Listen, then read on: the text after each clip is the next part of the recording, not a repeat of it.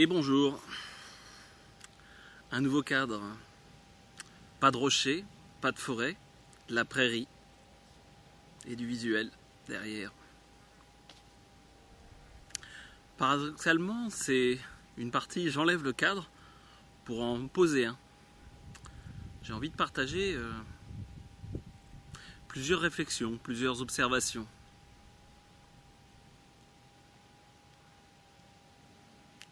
Comme d'habitude, vous pouvez couper le son, il y a ce que je vais dire, et puis il y a l'information qui passe de toute façon au-delà des mots. Vous pouvez voir les vidéos qui parlent de diffusion. Vous donneront quelques infos là-dessus. La diffusion, je vais pas revenir sur ce que c'est. Vous pourrez le voir sur, effectivement, si vous cherchez un petit peu, vous trouverez. Que ce soit sur le site espritdelanature.fr ou géobiologie.me. Voilà, vous pouvez trouver tout ça. Donc une petite vidéo pour parler de quoi? Pour parler entre autres du rapport à soi dans un premier temps. Parce que le rapport aux autres est intéressant, il est même indispensable, mais à un moment donné, comment on est par rapport au rapport à soi? Est-ce que je suis au clair dans le rapport à ce corps qui est là?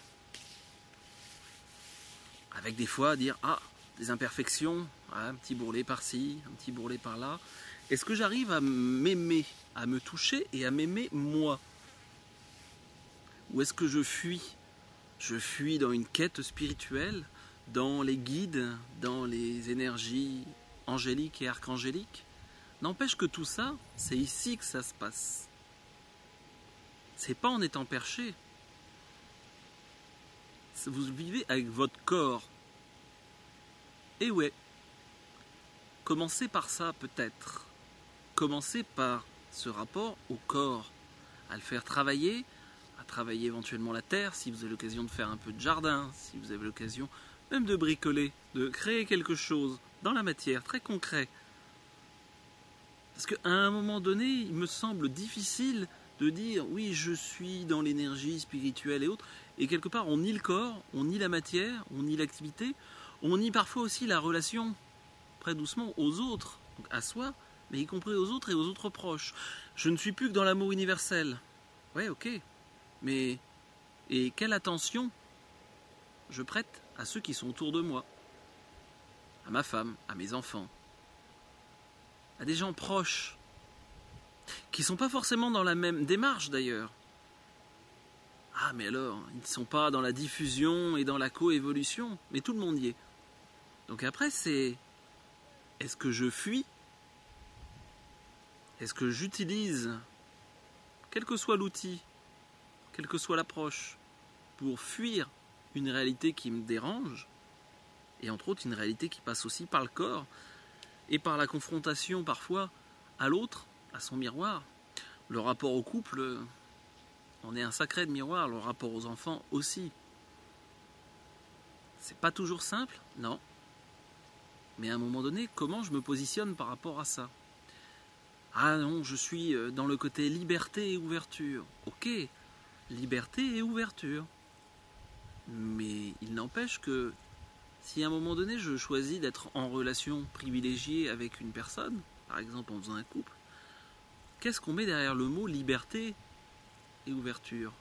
Parce que liberté peut aussi rimer avec responsabilité. Je suis responsable aussi de la relation à moi-même, la relation aux autres. Tout doucement, un stagiaire me le faisait remarquer, le côté d'avoir celui qui a de la maturité justement, a aussi en charge la responsabilité de la relation. Intéressant aussi. Parce que très souvent on entend bien le message liberté, ok je m'ouvre, ok je suis fidèle à moi-même, mais comment je peux aussi être fidèle à moi-même et faire attention aux autres? Et fidèle aux autres ne veut pas forcément dire fidèle exclusivement sur le niveau sexuel. Est-ce que j'y prête de l'attention, du cœur et finalement de l'amour, de la proximité, de l'échange? Donc pour moi voilà, tout ça, ça repasse par le corps, par le sien. Est-ce que je m'autorise à découvrir mon corps à tous les niveaux? Au niveau tactile, au niveau quand il bouge, quand il peut être courbaturée, à aller des fois au bout de soi, à dire là je suis obligé de m'arrêter tellement j'ai forcé, de ressentir ça, et de se rendre compte qu'on peut aller un peu plus loin. Une logique de je cherche la limite pour trouver ma limite. Je cherche ma limite au niveau énergie corporelle que je peux développer pour retrouver mes limites. Et du coup, en ayant bien posé ma limite, corporelle déjà, je peux le mettre à d'autres niveaux. Et je peux le mettre aussi dans la relation aux autres. Qu'est-ce que j'accepte des autres? Et puis comment après je partage avec les autres. Mais pas comment je cherche à imposer mon point de vue, parce que bien évidemment j'ai le meilleur point de vue. Voilà, moi je suis un coévoluant quantique, niveau 23 au moins. Donc c'est forcément moi qui ai la vérité, et les autres, ils sont forcément fermés et étanches. Attention à ne pas des fois rentrer dans une forme de prosélytisme aussi, de dire mais c'est tellement fabuleux, il faut absolument que tout le monde puisse toucher ça du doigt. Oui, mais après chacun le chemin. Et pour qu'il y ait une diversité d'expériences, il faut qu'il y ait de tout. Alors est-ce que je peux moi être sur mon chemin, et y compris croiser des gens, et être en relation avec des gens où eux ça se fait à un autre niveau. Ils n'ont pas forcément envie de le mettre au niveau intellectuel, pas forcément envie de parler de ça. Juste des gens intéressants dans le vivre avec, au quotidien. Au quotidien ou sur une soirée, ou sur comment je peux m'insérer en fait finalement dans la société. Parce que le côté coévolution, par définition, c'est pas pour créer des petits îlots bien fermés et petits cocons en disant « Ouh là, tout est beau, tout est rose » et tous les autres c'est des affreux, méchants, qui ne comprennent rien. Pour moi, si on rentre dans cette logique, on n'a rien compris, justement. Puisque c'est la diversité qui va nous nourrir. Donc la diversité de points de vue, des fois ça nous dérange, oui. Alors oui, mais alors, qu'est-ce que je dois faire? J'ai pas de réponse à vous donner. Encore une fois. Il n'y a pas de réponse, c'est juste des pistes de réflexion. Comment je me remets vraiment dans le cœur? Comment je me mets dans l'action? Comment je suis responsable? Comment j'arrive à avoir mon autonomie? À tous les niveaux d'ailleurs.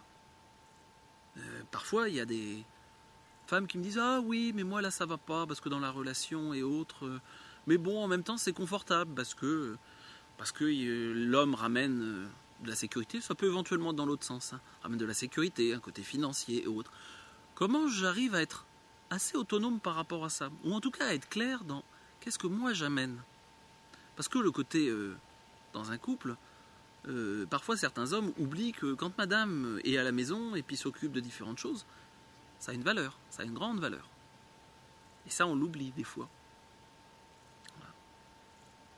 Moi c'est vrai que le côté organisation, le côté...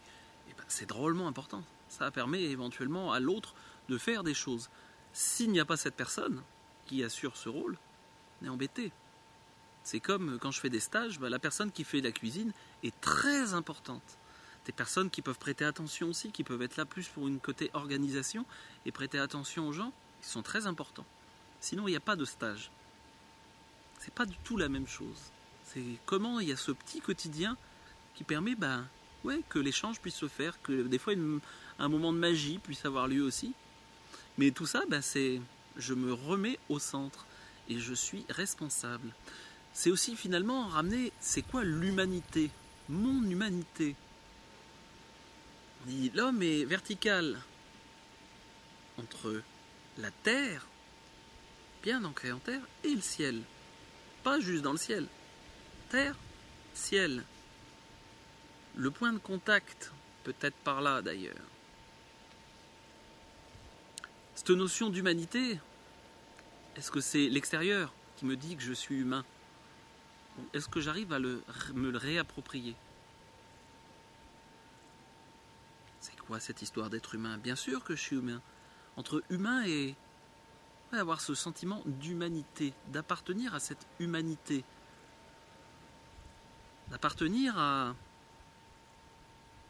un autre niveau, on va dire, que de l'animal uniquement sur du réactionnel, à autre chose. On peut échanger à un autre niveau, accepter de vivre notre libre arbitre.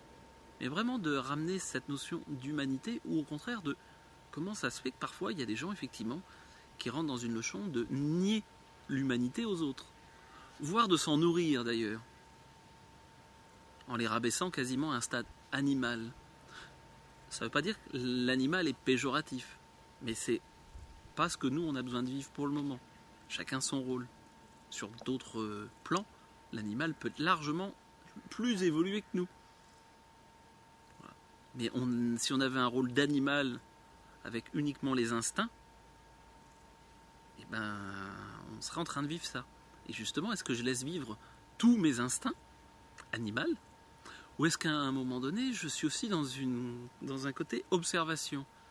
Je suis en relation avec quelqu'un, je veux dire une femme. Quel waouh! Oui, ça résonne. Alors ça résonne au niveau du cœur, mais ça peut résonner aussi au niveau du chakra 2, du chakra de la sexualité, mais aussi de la créativité. C'est pas que la sexualité, c'est aussi la créativité. On l'oublie parfois, cette partie-là, de comment je vais créer, effectivement, créativité, une relation, en exprimant ce que je veux, en regardant la partie instinctive, presque la partie reproduction instinctive, qui veut perpétuer l'espèce, qui, pourquoi pas, peut aussi s'exprimer. Mais très souvent, dans les gens qui sont dans une recherche spirituelle, on dit « Ok, on peut peut-être se détacher un petit peu de ce niveau-là, aussi, sans le nier, juste l'observer. » Et est-ce parce que j'ai quelqu'un qui arrive, alors d'ailleurs, y compris avec des différences d'âge importantes, ou des rôles différents, est-ce que je représente une figure très paternelle, une figure d'autorité, et que finalement, si j'ai cette figure finalement d'autorité, que ça soit paternelle ou autre, ce qui va avec, c'est aussi la responsabilité. Si je suis un petit peu plus conscient, c'est effectivement de ramener cette notion de responsabilité dans la relation. Sinon, si on pousse à l'extrême, ça veut dire « Ah ben oui, mais c'était une petite fille et de toute façon... oui, elle m'a fait des avances au niveau sexuel. » Et ça va pas. À un moment donné, c'est pas à la petite fille d'avoir la responsabilité de la relation. C'est à l'adulte de remettre les choses à leur place. Et qu'il puisse y avoir un besoin d'affection, bien sûr. Et un besoin de proximité, bien sûr. Et ça n'empêche qu'on peut fournir ça.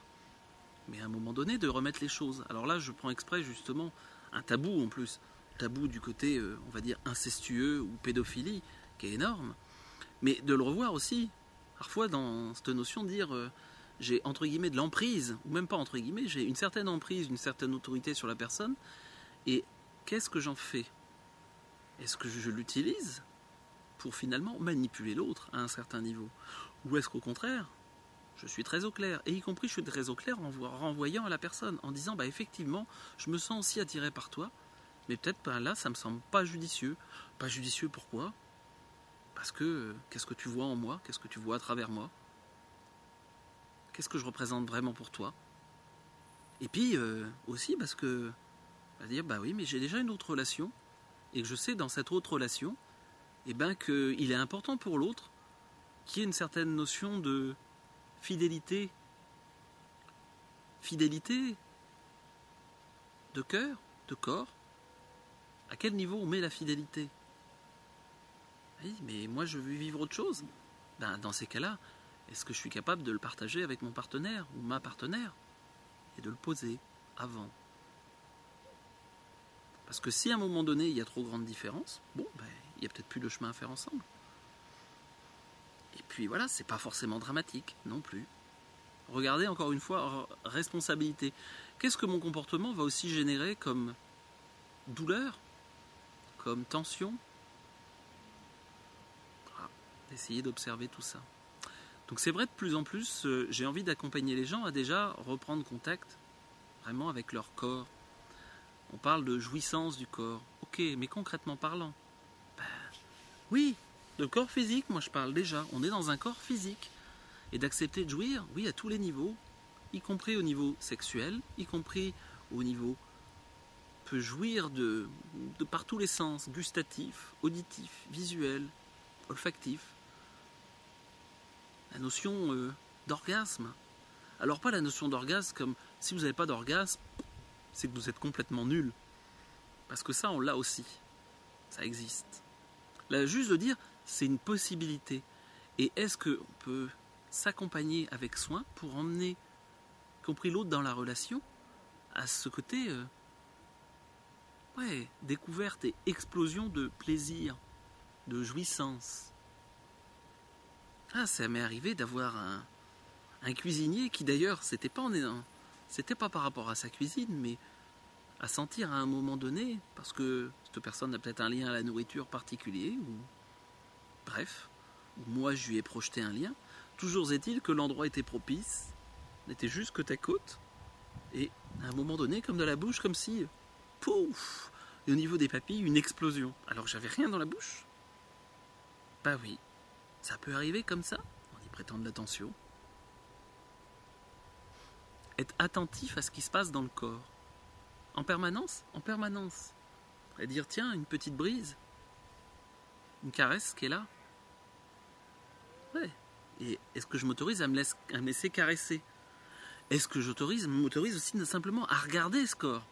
À me regarder nu, à me toucher partout, oui, à me découvrir.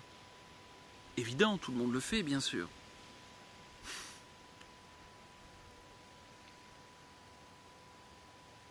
Enfin voilà, rien d'extraordinaire.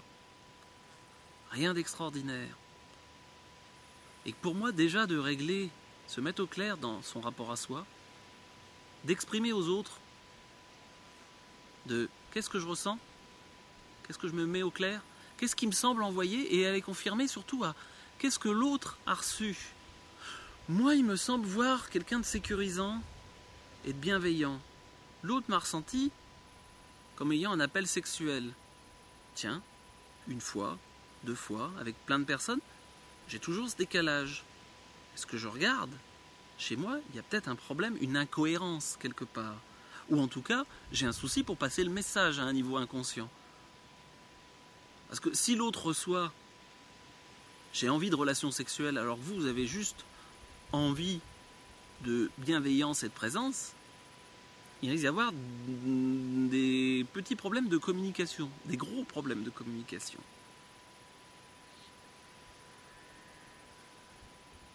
Voilà, un petit aperçu par un bel après-midi dans un pré où il y a des vaches un petit peu plus loin. Ce contact à l'espace, à la liberté, au paysage.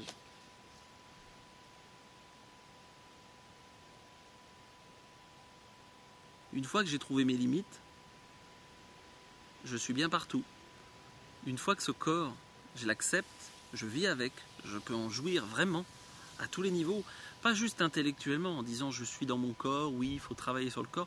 Ok, et ben faites-le bosser. Vous voulez faire des pompes, vous voulez faire du vélo, vous voulez jouir avec, vous voulez vous masturber, ben faites-le en conscience. Faites-le en conscience. Et puis, échanger avec les autres. Arrêtez d'imaginer ce que l'autre a dû percevoir ou ce que l'autre a dû comprendre. Rien que déjà en essayant de valider, les mots sont encore parfois flous, mais alors quand on reste au niveau de l'imagination, ça permet aussi de faire le tri parfois entre ce qui est je perçois ce que l'autre pense, ou je pense percevoir ce que l'autre pense, et j'ai une réelle perception. Comment j'arrive à aligner mes perceptions? Alors quelque chose effectivement qui devient un peu cohérent. Et ben c'est à un moment donné en cherchant à valider. Pareil, si vous avez des outils pour valider de l'extérieur, faites-le.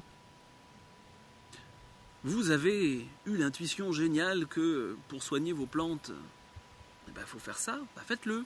Puis voyez si ça fonctionne. Ça ne fonctionne pas. Peut-être se remettre en cause. Peut-être. Si vous avez un outil qui vous permet, de dire, là, a priori, ouais, j'ai testé, ouais, ok. Ou par exemple, j'ai perdu un objet, ah oui, et là, j'ai eu la vision qu'il était à tel endroit. Allez-y.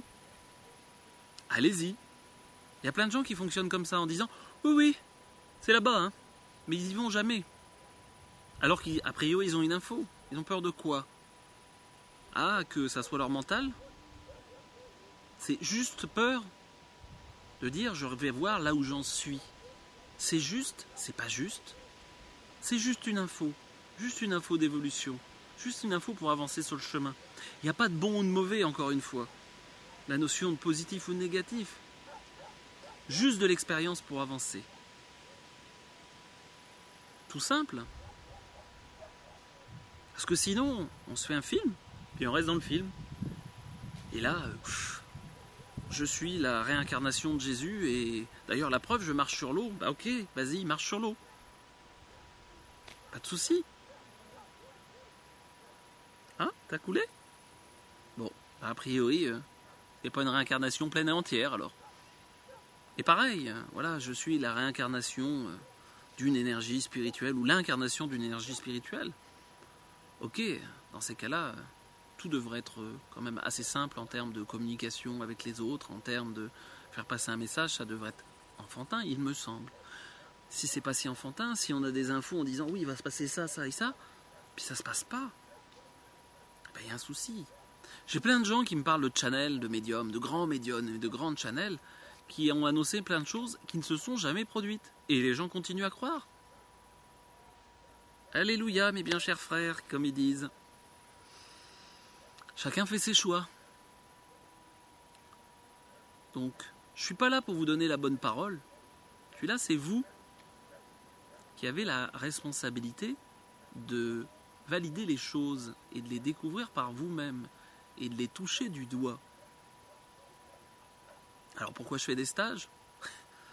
Parfois pour accompagner un petit peu les gens et les aider à aller toucher des zones où ils n'ont pas envie de voir, de pouvoir valider des ressentis, de pouvoir croiser justement des perceptions pour dire ok, c'est ma tête, c'est du concret.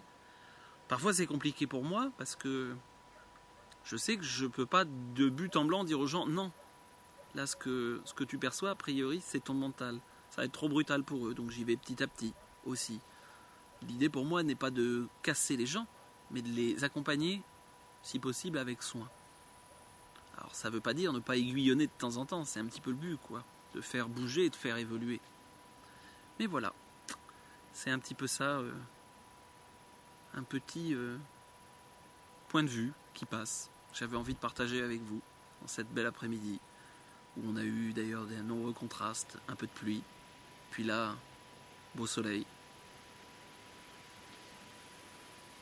Un bel exemple, il pleut, ah, il fait soleil, ah, il fait trop chaud. Ou chouette, bah il a plu, il faisait moins chaud. Ça a permis de faire un petit arrosage au jardin. Et puis là, il y a du soleil. Ouais, super. Je vais sortir, je vais en profiter. Profiter de ce bel endroit. Un petit endroit tout à fait anodin, une prairie. Une prairie avec des vaches.